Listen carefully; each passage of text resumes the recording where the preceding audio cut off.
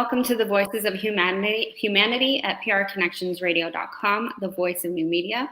I'm Arlette Youssef, and I have Milu Gonzales here with me today to speak about her brother, Cesar Gonzales, in a police brutality situation that happened in 2007. I also have Nisa's son here with Forced Trajectory Project, and she's going to kind of talk us through some of this as well. Thank you both for joining us today.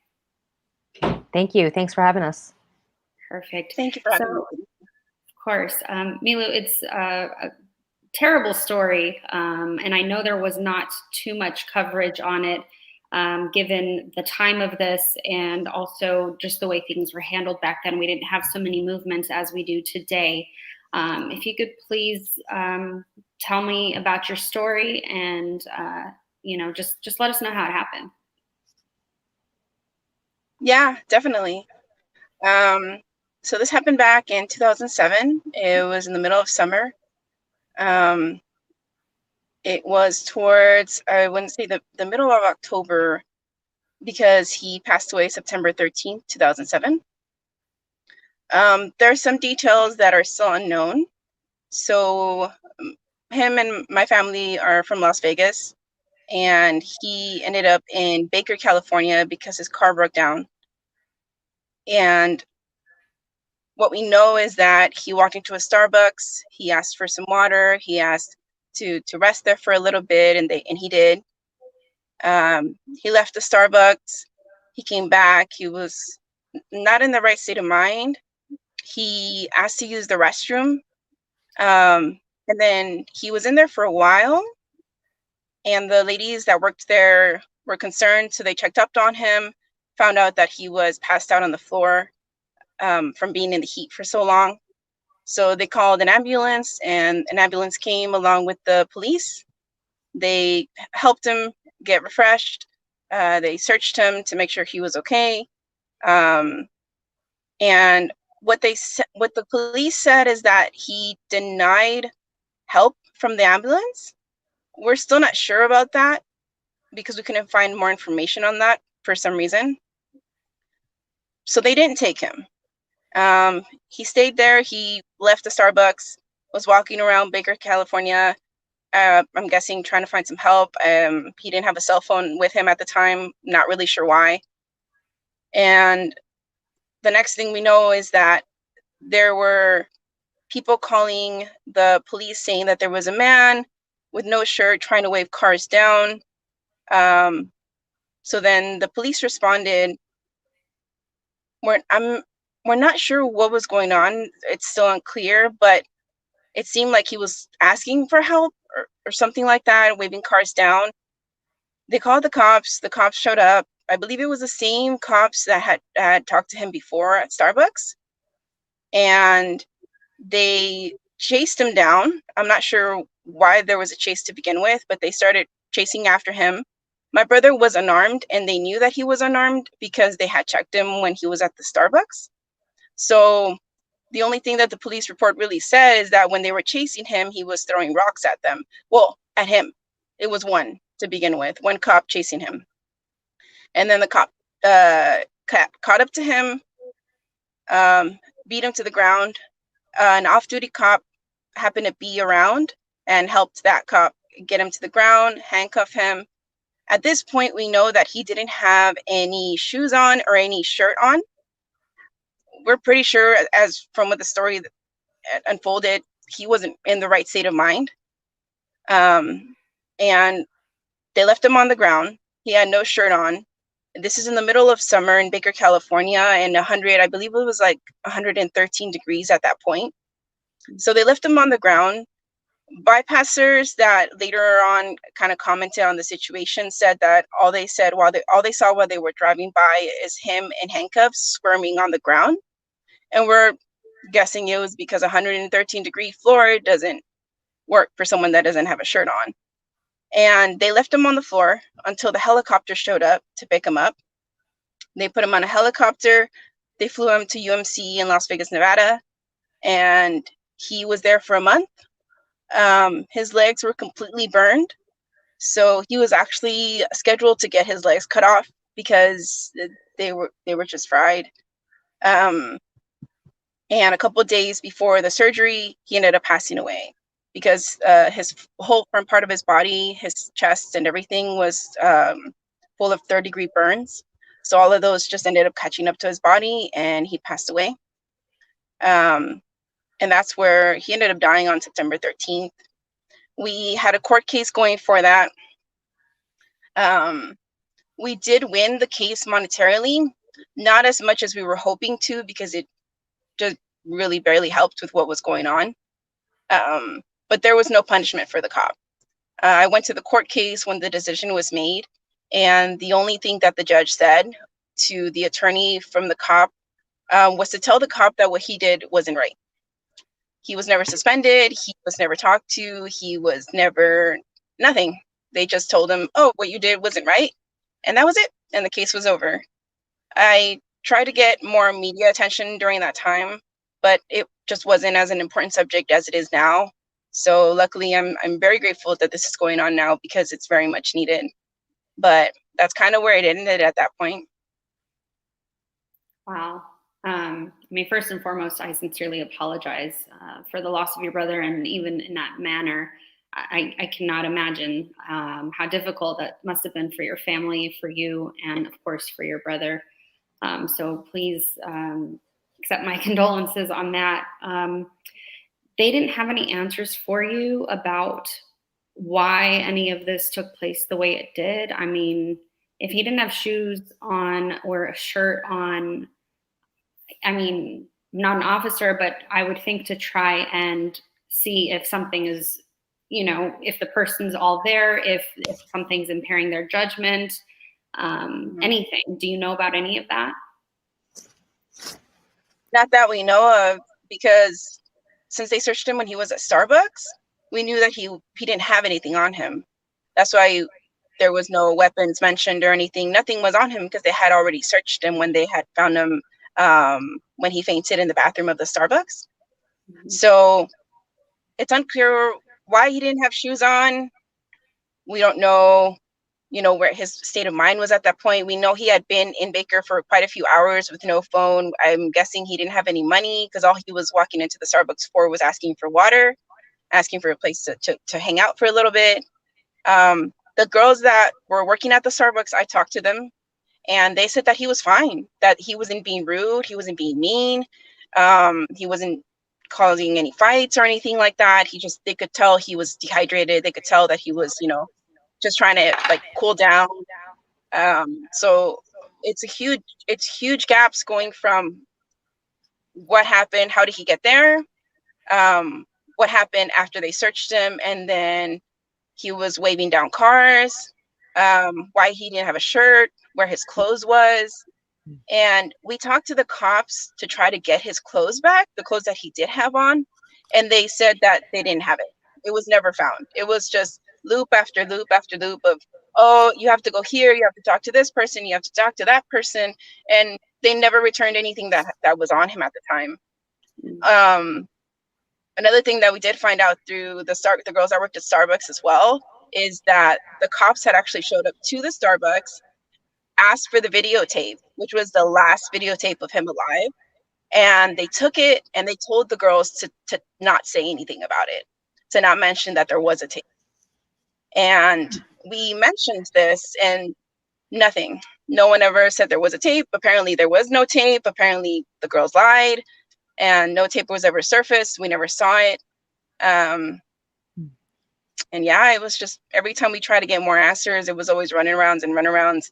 Some things I don't think the cops even knew, some of those gaps of what happened, because between what the police report, what the girls at Starbucks said, and what I investigated, there's still gaps that we've never been able to figure out. So yeah, that's kind of a lot of things that we haven't figured out, but the little things that we could get, they kind of took from us. So that's kind of where it landed. Yeah, well, and given the time of it all, of course, there were no body cams. That's still a very recent procedure with police officers. So there was really no other way to prove it. It's interesting that they would tell the Starbucks employees to not even mention that they stopped by to take the tape or anything about the tape. That is questionable. Nisa, I know you've heard a lot about situations, unfortunately, like this one. What are your thoughts on that? I know we were just talking about another similar situation. Yeah, police officers hiding evidence or planting evidence or keeping community and impacted people from seeing that there's evidence, whether it's video or something else, is actually very commonplace for police brutality cases. I saw firsthand in 2012 at the crime scene where Chantel Davis was pulled out of her car and after being shot to death in on Church Avenue in Brooklyn. Right after, hours later, there were NYPD officers all over the streets, making sure to stop by every single business and confiscating any surveillance cameras they had that faced the street that might have captured the murder. So police planting evidence and hiding evidence is actually very, very commonplace. It's so commonplace that, LAPD utilized the term drop weapon to drop a gun in case the person that they just killed didn't have a gun, so that they could show that, they were indeed armed, and that's what justifies the murder. So it's actually very commonplace for evidence to be hidden all of a sudden. Mm-hmm. And, I'm sure we've all experienced it, and we've all, seen documentaries and whatnot, and we might even know officers where, yes, it is standard procedure to collect all the evidence of any crime scene, any situation that has occurred. So yes, of course, they would want to collect the tapes. But there is a fine line from doing that and collecting it for evidence and then taking it and hiding it or deliberately destroying it or making sure that it's not found by the appropriate people. And, there's not really much to say this person is going to do the right thing with these tapes. This person is not going to do the right thing with these tapes. And I think, collecting the tapes that these officers did at Starbucks, yes, that's okay. That's something they usually do. But to then not use them in anything, to not make them available to you, Milu, or your family, and to even have these employees tell you that never happened, that's a different, that's misusing, in my opinion, the power. And so, of course, now it is quite different, as we all know, and it is moving in the right direction. It's just sad that it has come to things like body cams and witnesses standing by, and for them to have to do the right thing instead of the officers doing the right thing, because it basically puts a black eye on the rest of the officers who actually do their job well. And it just really sounds like a tragic situation that's happened to your brother. And I really do wish there was more information about it. Did you all ever possibly find some kind of closure with all this? It sounds like it's a lot. I don't know about closure. I think you kind of just get used to it. I think the pain and the trauma fades, but it doesn't necessarily go away. It's always there. Of course, it was stronger within the first few years that it happened. Unfortunately, my parents, it happened right before the economy had gone down during that time. Right. So it was super heavy years for my family. My parents lost their jobs. My mom couldn't work. We were all taking care of each other to make sure, try to pull through as a family. So it wasn't easy. Now, everybody's going about their lives, doing much better. But it's always there. And now that this topic has resurfaced, it's both good feelings in the sense of I'm glad that it's being known, it's being talked about, the awareness is out there. Now there's a platform for me to discuss this, to bring this up, to bring attention to it, not just my case, but everybody else's cases.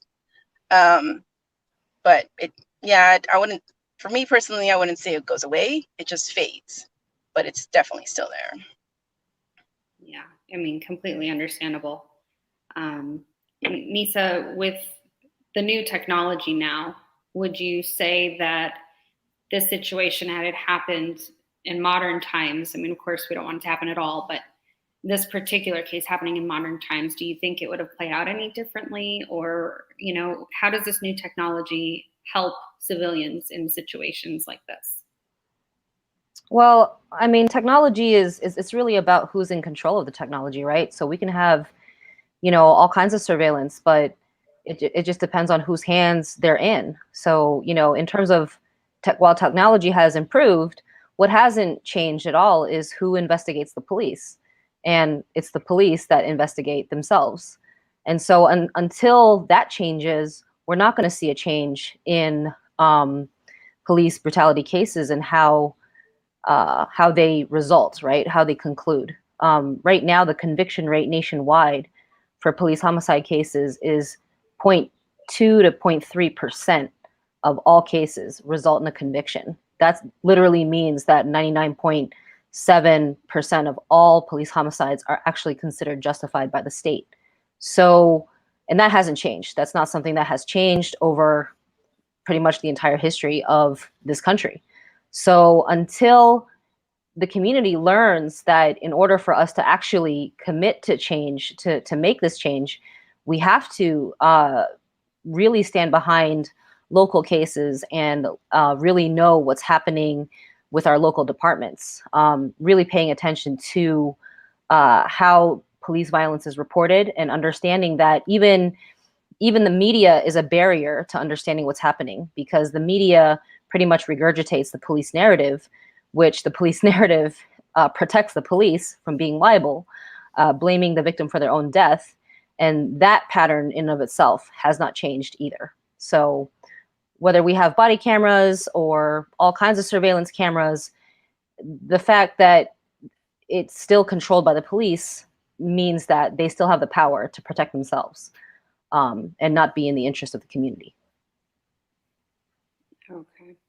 Yeah, and I'm actually trying to find at this moment if there perhaps is a statute of limitations on how long after an incident a police officer can or cannot be charged with something, because I know Milu said nothing happened. He basically just had a talking to and went on his merry way. It would be interesting to know, even though, yes, it has been over 13 years, if there would be any possibility of some sort of justice. There is no statute of limitation on homicide. So if the DA all of a sudden in Baker, California, or whoever is the DA in that area, were to be like, you know what, I'm going to go ahead and look into these police homicides and I'm going to go ahead and prosecute these officers, he could do that, he or she. Okay. And Milu, is that one of the goals with causing more awareness for what has happened to your family? Yeah, at this point, yeah, now that I've seen cases reopen, I've seen people pushing cases that have been going on for many years. It gives me hope to know that I can maybe possibly get it reopened, maybe possibly get justice, because the money wasn't justice. It was nothing. So, and the fact that he just keeps working, clocking in every day like nothing ever happened. I mean, it hurts me personally, my family, you know, about my brother, but it also scares me to know what else that cop's up to. In a town like Baker, California, where people drive by all the time, you know, it's a small town, and the girls that live there very much said that the cops there were not good. She's like, this isn't a surprise. They always cover stuff up. But it was nothing new. So just even to bring awareness to the police force in Baker, California, that would be great, because he's there. So. Mm-hmm. Is there anything else you'd like to share with us, Milu?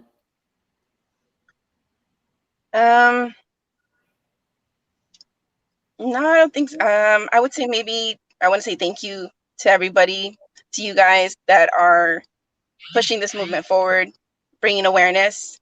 Um, Thank you for this platform because this didn't exist back in 2007. And it was very difficult to move forward for many years knowing that nobody cared or feeling like nobody cared. And just knowing that people actually care and know that this exists is very awesome. And I appreciate it very, very much. Thank you. We definitely appreciate you and sharing your story. I wanted to ask Milu a few more questions. Actually, I wanted to ask her about, because I know that in one of the photos that we showed of her brother, he was feeding her his daughter. So I wanted to ask, Milu, if what is the situation with your brother's children, and how many children does he have? Yeah, he has two daughters. Now they're 18. One just graduated high school, which is awesome. Wow.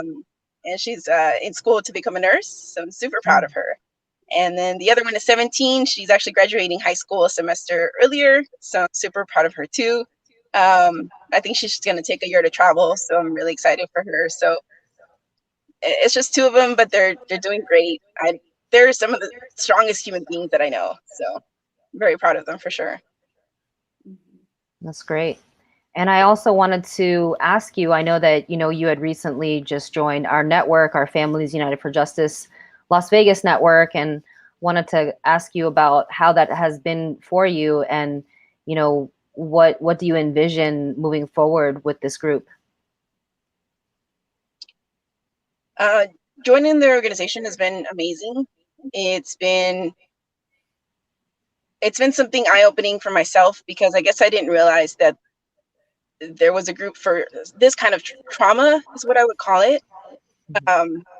I never had a space or a group of people that could relate, even if it was in specifically the same situation. I've never had a group of people that could understand different steps through the process of mourning this kind of situation, this kind of loss. And it also brought awareness to the things that police do on a lot of the cases, like not giving the belongings back, like hiding footage, like all these little details that made me mad during the case. I had no clue that this was going on in all these other cases as well.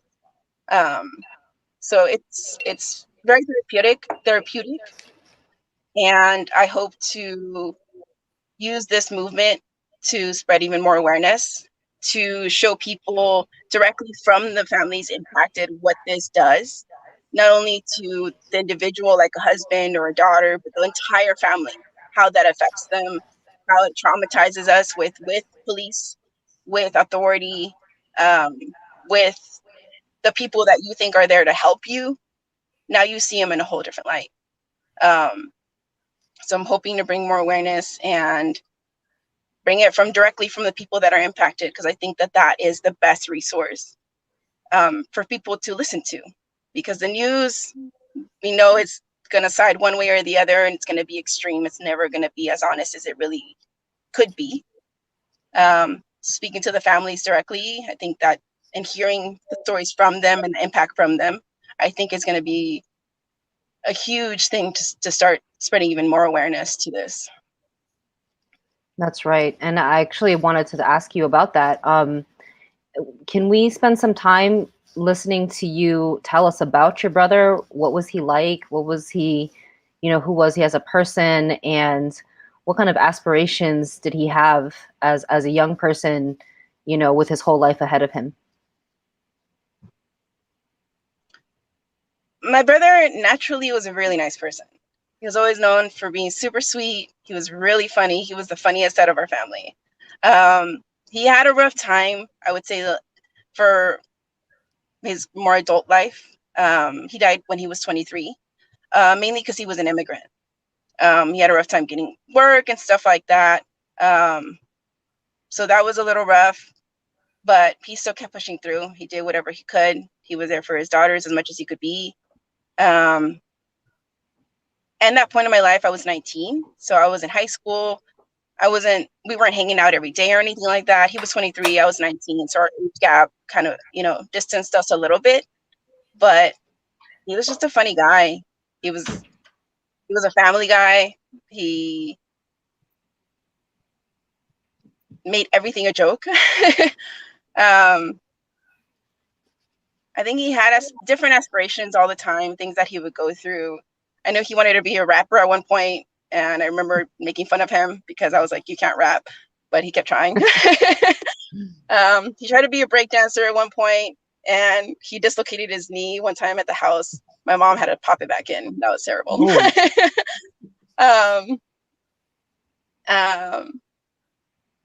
Yeah, he tried to lean more towards artistic things, and he just tried to hustle whatever he could find his hands on to hustle in. He did construction for a little bit, but it wasn't the easiest because he didn't have papers at the time, which was a really interesting thing because he actually got granted permission to get his citizenship a year after he passed away. So that was really impactful for us to get that in the mail. And it was like, oh, congratulations, you have your appointment. We're like, wow, that's just, life is weird like that. So, but overall, he was just a funny guy, really funny guy. And for his daughters, I know you're involved in advocacy programs and things like that. Are his daughters a part of any of that? I know they were very young when all of this happened, and it must have been a totally different experience for them than you, for example, being that, you were 19. Has this impacted their lives in a way so that they want to talk about this, or is this more of a personal situation for them?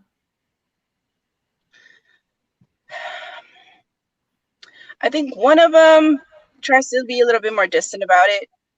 She just kind of just wants to continue her life from what I see.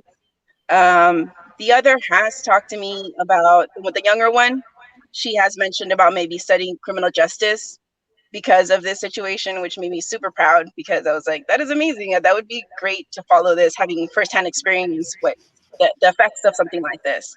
So I know that she had mentioned possibly dabbling in that, going into college for law or something like that. I'm not too sure where they stand on this as far as wanting to maybe speak publicly or be in the spotlight or anything like that. They've kind of always laid low. So it's something that I'm still bringing it into them and see how they feel. I don't want to pressure them into it. I want to make sure that it's something that they want to decide. And if not, then, I'm here and happy to be the face of the situation as much as I can. Mm-hmm. Yeah. It's, definitely understandable, I would say. And being so young, it really is a different perspective on all of it. And the way it's even processed and revisited later, the memory of it could even just be, I don't want to say cloudy, but very different than, someone that is an adult that had to experience that kind of tragedy. Nisa, do you have experience with a lot of surviving relatives or friends who are of that younger age group? We have a number of families in our network who have either had children impacted, maybe they lost their father, or they lost a sibling at a very young age. Yes, all the way from, age 4, to, and then there are children who end up getting killed by police too.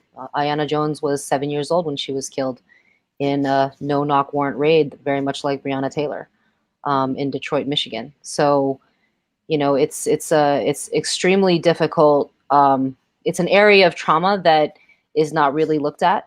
It's an area that, already in terms of those who are directly impacted by police violence, there are no services for victims and survivors. And that's really a huge issue. And that's a large part of our work for Families United for Justice Las Vegas and Forced Trajectory Project, because we really want to get the community to understand that it is upon the community to provide these services, to embrace these families, to understand their experiences so that they can have services.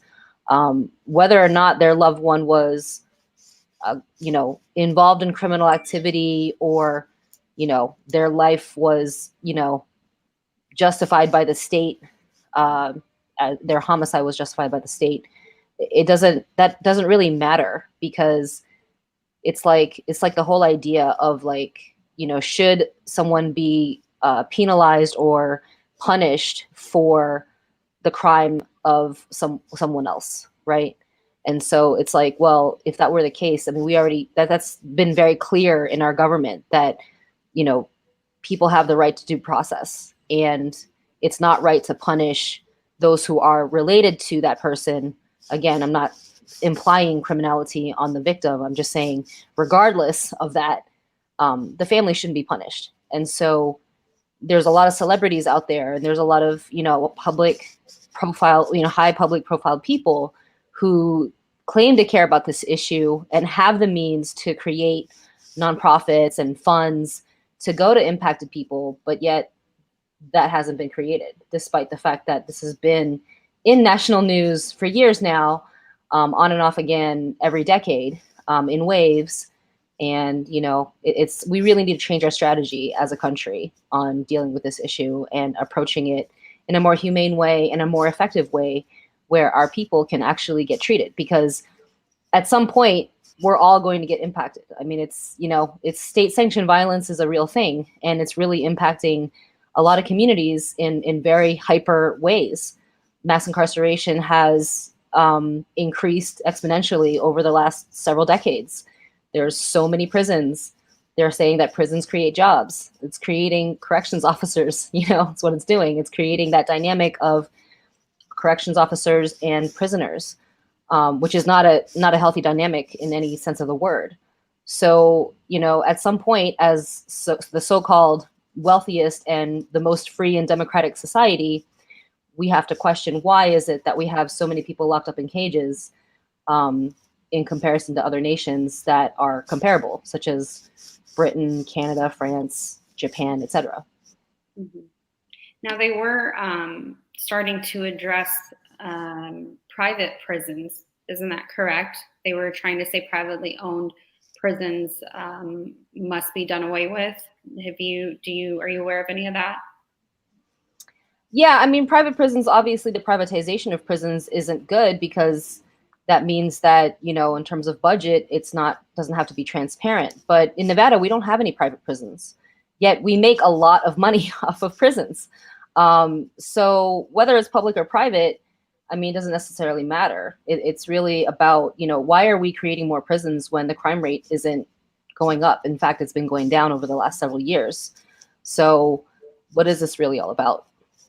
Well, and in addition to that, I think it has to do, of course, with money, because for each inmate, yes, there are tax dollars, but yes, that is more income for the government. Just because they receive it all does not mean they use it all for a particular inmate, or the inmates in general. So that funding, would be interesting to know where that funding also goes to, because prisons and the law, it really is a business just like anything else in this country and in the world, really. So even though it is somebody's life that you're dealing with, whether they committed their crime or they didn't commit the crime and somehow they ended up there, either way, it is still a business, and there is still money being received for, that particular prisoner to be there, and multiply that by the number of inmates there are, and it becomes a very lucrative business. That's exactly right. Yeah. And I mean, so that would be something to consider in more transparency, as you were saying, because if people were being held accountable for the funding and the use of the funding, I think that would answer a lot of questions. Yeah. Yeah, transparency and accountability are two of the main things that we're pushing, for in regards to our work our legislative work with Families United for Justice. There are several states around the country that are working on and have passed several police transparency and accountability laws. Whether or not they are effective is always, a question, because we have to wait and see. But in Seattle, I-940 was passed I'm not sure exactly if it was last year or a few years ago, but it was spearheaded by a family that had where their loved one was killed in a mental health interaction with police. And that law was written so that police can be prosecuted if they don't follow the protocol when dealing with somebody who's having a mental health crisis. And just a few months ago, Jesse Saray, the case of Jesse Saray, he was a young man who passed last year. I believe it was last year, could have been 2 years ago, in a police interaction with this officer from the Auburn Police Department named Jeff Nelson. Come to find out that Jeff Nelson had actually killed 2 other people previously before killing Jesse Saray. And because of the law that was passed, the I-940, they were able to prosecute him. And so now he has been arraigned. The trial will, it will go to trial. And so and he's the 3rd police officer ever in the state of Washington to be indicted for killing a civilian. So just to show, I'm saying these numbers to show and illustrate how rare it is for us to see accountability in police brutality cases. I mean, it's extremely rare. And here in Nevada, it hasn't happened in the last 30 years, at least 30 years, for an on-duty officer who has taken the life of a civilian. Mm-hmm. Yeah, that does say a lot. Those numbers are quite low, and we would all hope for it to be a more fair number, just so that things really don't happen like this as often as they do. And I believe the awareness now in our day and age that it is making a difference. It is certainly quite different than 2007, but there's definitely a long road ahead, and it's people speaking out like you, Milu, and everyone else, and your project, Nisa, that will make some sort of dent in any of this, even just a little pebble in any of this. I think it matters, and we can only hope that it continues to grow and that people want to get involved and that people want to speak up. But it is a very difficult topic to speak about. It's very courageous, Milu, to even be able to talk about it and want to talk about it at that. So I thank you for that as well. But it's little steps that we can all take, and hopefully it's something that could change. Yeah, hopefully. Yeah. It's going to take everybody's involvement and commitment to, because, we do have a lot of awareness around police violence in regards to the frequency in which it happens. I mean, I don't even know if that's true. I just know that because, even within Jacob Blake's case, there's a lot of people that are, blaming the victim. There's a lot of people that are saying, oh, well, how do we know he wasn't reaching for a gun? And there's all these kinds of excuses. And meanwhile, I'm just like, he was shot in the back. Like, that's what, like, that doesn't change in front of his children. So, the fact that we still have to have these conversations with people about situations is unfortunately disappointing, because, I mean, really, if Jacob Blake was white, would we have the same responses? We might not have, folks saying, oh, well, this was a justified shooting because he was reaching for a gun, or we think he was reaching for a gun. I do believe that anti-Blackness plays a large part in looking at these cases and how people respond. But aside from that, the fact that, most of the protests here out in the streets in Las Vegas have been focused on Breonna Taylor's case and George Floyd's case, which are cases that did not happen in Las Vegas. But yet when you mention the names of Tashi Brown and Byron Williams and, residents of Las Vegas like Cesar Gonzales, the community is unaware. And that's where the problem is, because we can't make changes by just uttering a victim's name from a different city in the streets of Las Vegas. Like, what's going to make change is getting familiar with the local cases and asking those families, how can we support you in your struggle for justice? Mm-hmm. And, you know, a huge part of this is the way these officers are trained. In many other industries, it's a longer course of education or certification, whatever it is to get in that line of work. It's a longer process for the most part. To become an officer, it's relatively short in the way of training. And from what I understand, I was having a conversation with someone after another shooting had happened, and her father is a former police officer, and she had explained to me that they are trained to shoot to kill, not shoot to injure. And I feel like that is the first mistake, because there are so many scenarios where even if someone is unruly, even if they are not complying, even if they're under the influence, or if there is some kind of mental anything going on, you know, shoot just to contain the situation, if you even have to shoot. But then, of course, there are tasers and things like that to use, you know, before that even. But if it gets to that point where you do find yourself having to pull out your weapon, and you do have to shoot, why does it have to be the torso area or the head area or anywhere that is going to cause a severe, you know, if not deadly situation? There are other ways to subdue someone, even if, you know, the officer might be of a smaller build and the person they are after happens to be twice their size. Okay, fine, understandably so, but that does not justify shooting to kill. Nothing justifies shooting to kill unless they are charging at you. You clearly see their weapon at you, or they're about to, you know, use it on someone else. And when I say about to use it on someone else, I mean immediately, you know, on somebody. But the idea of that is just, it just makes me want to wonder and ask why. Why are they trained to shoot to kill? Why are they not trained to, okay, very last resort situation, if I do need to shoot, I will only shoot in these, you know, smaller limb areas to where I can slow this person down or stop them and then contain them and, you know, move forward that way.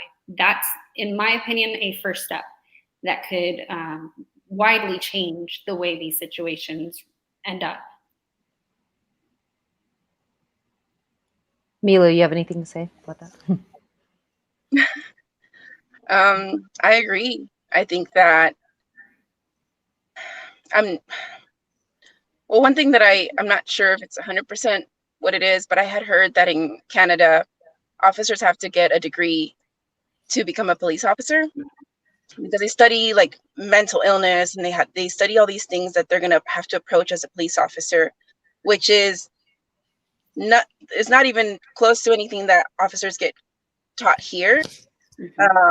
It's some of the things that I noticed on the media through the protests when they would interview officers. Some officers were like, oh yeah, we just recently implemented how to de-escalate a situation, or how to approach someone with a mental situation, you know, mental illness or a mental breakdown. And I'm just thinking, why wouldn't this be a thing? Like, so this just started, and most of the people that were saying that this is a training that now exists is not even mandatory. It's an optional thing. So you have the option of becoming a police officer who could just shoot to kill, or if you want to be a nice officer, I guess you can learn how to de-escalate a mental situation. It's an option for them. It's not mandatory, and it should be mandatory. They should study these things because they're approaching these situations. If not, maybe even approach a mental situation when someone's having a mental illness breakdown with a partner, maybe a medical person that can de-escalate the situation, where they don't have to shoot the person right away, or tase the person right away, or beat the person. It's unnecessary, but they don't really care. They go about it, and the fact that they're trained to shoot to kill, that's just insane. They're not even giving people the opportunity to say something. I mean, many of these cases, the person had already dropped the gun. many of these cases, the person is saying they don't feel good, or their relative is saying that they don't feel good, that they've been having a bad year or a bad month or whatever, and they don't care. They're just there to shoot to kill. That's what they're there for. It doesn't make any sense, but hopefully that's something that will progress and develop and be better with what we're doing right now. Well, and even in different scenarios, with your brother, it wasn't a gun, it was the hot concrete. I mean, that to me, altogether, you've contained the person, you're still trying to figure out the situation, right? Why not take them to a shaded area? Why not, take them even to an area of the sidewalk that is not hot, or behind a building, or something of that sort? To me, those are simpler. I don't want to say common sense, because common sense is really not common, but I just feel like that would be something to think about first before you make somebody lay down on the concrete when you said it's 113 degrees out there. It just, little things like that to me, totally preventable, completely 100% preventable, and just shouldn't have happened. And, that wasn't even a shooting situation. That was using the elements, really. And I'm sure they wouldn't want to sit on that concrete. So why would they think it's okay to lay a body down, and you said shirtless and shoeless, on that concrete, and expect any sort of good result? I don't see how that works in anyone's mind, whether you're a new officer, just got your badge, or you've been doing it for 20 years. I don't see how that logically makes sense to do to a human being. Even if it was, a terrible situation and it took 3 people to contain someone, okay, fine. 3 people got on them, got them down, handcuffed, whatnot, but move them to a area where they are not in harm's way either. I just don't see that that's too difficult to do. And that certainly should have happened with your brother and other situations like this, because sometimes, it's not guns, as you've stated. There have been a number of cases where people have called 911 for help, or like in Cesar's case, was experiencing a crisis, was dehydrated, needed help. Christina Palos, who will be on the show next week, she is a survivor. She was just in the middle of a car wreck, and the airbag had deployed on her, and so she was really disoriented. And then she was thrown to the ground by an officer, a Las Vegas Metropolitan Police officer, and held down for 3 minutes on the hot asphalt, and received 3rd-degree burns all up her leg and on her chest and on her face. It's unfortunate. I mean, this has been happening for a long time. I mean, I can name cases 20 years back where similar situations have happened. But the reality is that this happens on quite a frequent basis. I'm talking about 3 to 5 times per day. I mean, as of today, there have been over 1,500 people killed by police this year, just alone this year. And again, that's another issue too, is who's recording, these killings. They're usually civilian databases that are taking the initiative to record these killings, not the government, not the police. I mean, even the police departments are gathering information and details on these excessive use of force cases, which is extremely problematic. And then in regards to mental health, over 51% of all police homicide victims are people that have been suffering from an untreated mental health or disability, so mental health illness. So it's like what we're dealing with now, especially in the state of Nevada, because we rank 50th in the state in regards to offering mental health services, which is horrible. I mean, we're basically last in the nation when it comes to mental health services. So what that does is that creates that perfect storm or imperfect storm that is needed to have these situations where you have those who are mentally ill interacting with police, They have untreated mental illness, so they might be acting erratically. We have untrained police who don't know how to de-escalate situations, don't know how to communicate as human beings, don't know how to deal with human beings, period. And it results in a death of somebody's loved one.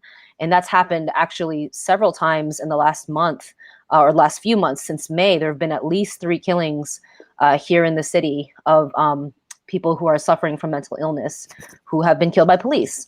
And at which point you can't even blame the police, because a few of them were of these individuals shooting at the police. So what can you expect other than them shooting back and that actually being justified, right? So as a state, we need to really look at our mental health services and our mental health professionals and really ask those hard questions of like, how can we change things in this state where these interactions don't happen, right? Where our people who are dealing with mental illness actually have safe spaces to be in, are actually on a road to treatment and healing, and not in the dangers of, where they could potentially be killed by somebody, but also by police, right?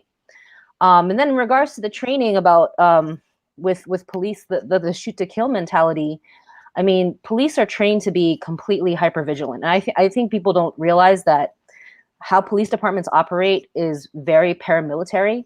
That's how they're able to keep all of their, secrets. It's how they're able to clam down on a lot of what happens. It's about following orders. It's very much run like a military. So if SWAT is sent in to perform a raid, they're going to go and do that. You know what I mean? And if there's casualties, there's laws that protect police so that they don't get held liable for a dead dog or a baby that gets shot by accident. And then because of these laws, there's a lot of secrecy too, right? So these files are sealed, and the only way that we as a public can know about it is if the media reports on it, right? And so what we're kind of under is this huge veil of secrecy when it comes to police violence. People don't really understand or realize that it happens a lot more frequently than it does. And it's not that it's changing. It's not that, oh, all of a sudden we're dealing with a lot of police violence. It's that these lands have been plagued with police violence for hundreds of years. And also the role of policing and the history of policing needs to be unpacked to understand, well, I thought they were here to protect and serve us. But that's fiction. That's not true. Police are here to protect and serve the 1%. If you look at the history, police were at the very beginning utilized for political leaders, to intimidate, as like armed thugs, to intimidate their opponents, to break up unions, to break up strikes, so that the capitalist society wouldn't be, the economy wouldn't be interrupted by workers who just want an 8-hour workday and time off for vacation. This is the result of a racist capitalist society that has never not stopped going in that direction, if you understand what I'm saying. Mm-hmm. Yeah, no, absolutely. Do either one of you have anything you want to add at all? No. All right, well, I do thank you both for being with us. Milu, thank you for your story. Nisa, as always, thank you. And for everybody watching, we do appreciate you for tuning into Voices of Humanity. We will have something following up next week. If you have any questions about any of the topics we've talked about today, anything for Milu Gonzales, the contact information or the links will be provided. Thank you so much for joining us today.